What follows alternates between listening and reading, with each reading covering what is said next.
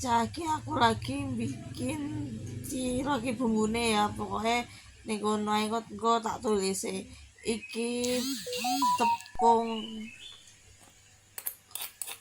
tepung terigu mek kanji. Dilebokne bumbune brambang bawang karo uyah diulek dadi siji.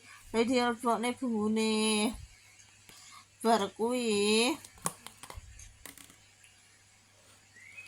pakai banyu panas pokoknya panas nyebul lah tak taruh dhisik aja lali ya sendok lah diaduk sithik-sithik karo sendok kuwi terus ditambah bawang prei itu selera sih menurutku lalu sithik-sithik ae diwehi banyu lah bar kuwi wis kan sampai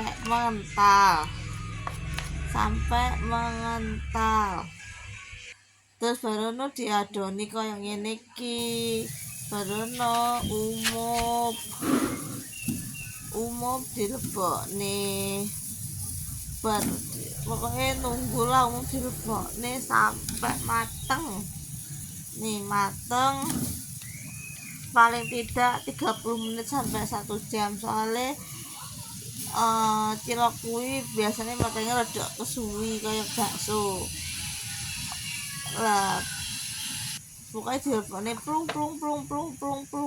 dilebokne aja lali diwehi minyak aku lali kan pertama kan dikasih minyak dulu lah iki wis dadi ciloke.